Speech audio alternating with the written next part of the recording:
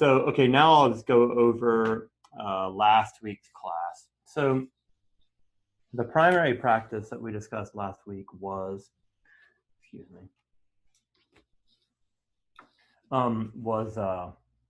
breath meditation, so a concentration practice. And then there were a couple of different options given. One is like the counting versus more like the noting. And then the practice could have been done either here at the nose or at the abdomen. Let's see here. Okay, good. So those were the options. And then I also recommended a walking practice, and I gave you a couple of options for those. And then I was saying that walking practice is really the ideal bridge over into from formal practice into informal practice, and it just really helps you kind of integrate and kind of penetrate the practice into your daily life. Okay, so that's all I got for the wrap up of last class. How did practice go for y'all this past week? Anything interesting to report? Any questions? Very happy to hear about it.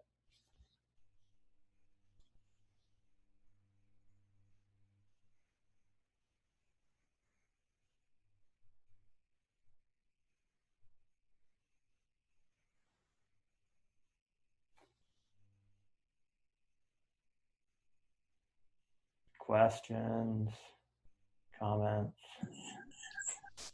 I've got some stuff I can put forward if you'd like. Sure. So yeah, I'm familiar with aspects of this course, including metta and breath, and I think I wanted to do the course to learn more about Shinzen's approach, and also like the auto walk stuff is something that I've heard you talk about before.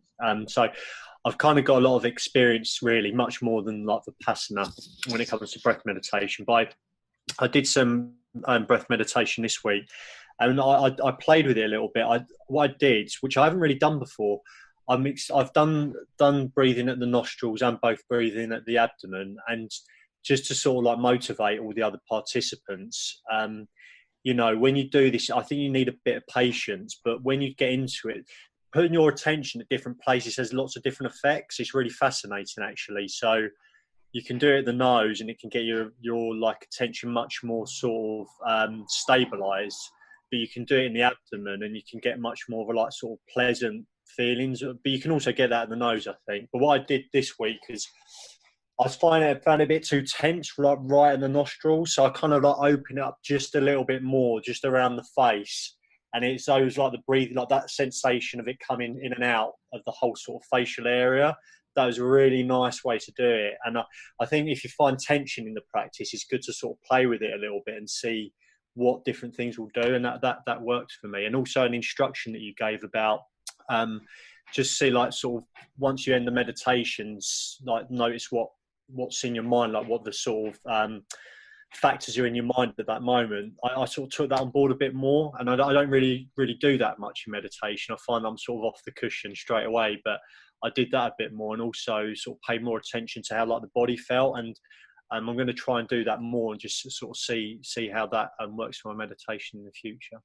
Yeah. You want to, when you're doing any of these practices, you want to kind of bring the entirety of your experience to the practice, where you have this kind of peripheral awareness of what all is happening. And whenever I hear this, I always like to point it out and reinforce it, that you're clearly taking a lot of interest in your practice and thinking about it and like figuring out like, how do I need to retool my practice now for it to work for me? Because, you know, for the practice to work, you have to do it. And for you to do it, you have to make the practice work for you. So all that sounds really good, Adrian.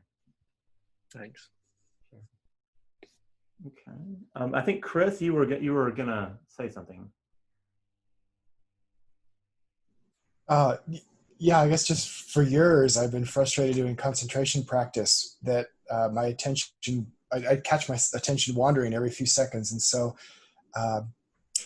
it really was like a light bulb going off when you were saying that, had that peripheral, you know, I'd read TMI and I heard the term peripheral awareness, but I didn't understand that noticing that was half of the task when I thought I was supposed to be 100% concentrated on my breath, and that any digression was a failure. That was a Yeah, excellent. Yeah, also I find that if you keep peripheral awareness open and you're kind of like lightly monitoring it, then it like has this way of locking attention, right? Like, because if attention's kind of held inside of peripheral awareness, then there's something about it that works. Whereas if you're just like leaning into the attention, there's like, in a sense, like kind of like, I don't know, I just don't care for doing it that way. And like, then, if you're off, you're totally off.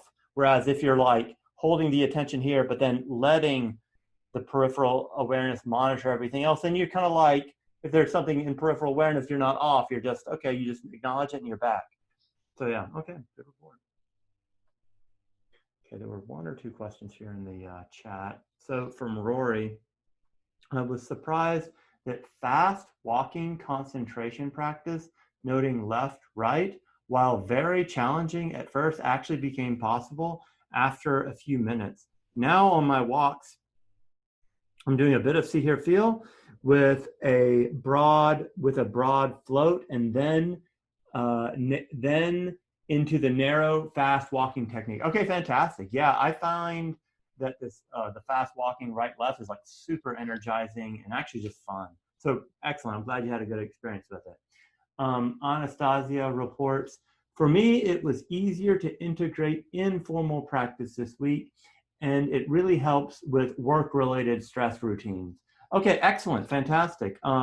Yeah, and and I think I mentioned this in the informal daily life practice class, but the metric of the practice is not what it feels like when you meditate. The metric of the practice is how much your daily life is transformed. So if you use that metric, you can actually think about doing daily life practice as like cheating, right? It's because you're like really like forcing the results by actually by bringing the practice intentionally to daily life. And then also, it's all about integration, right? Like meditation should get integrated with every part of our lives. And that's not just for some silly dogmatic reason. It's because we'll live a fuller life if we can be mindful and bring meditation to every part of our life. So it just, in my mind, it just simply makes sense. Okay, so good.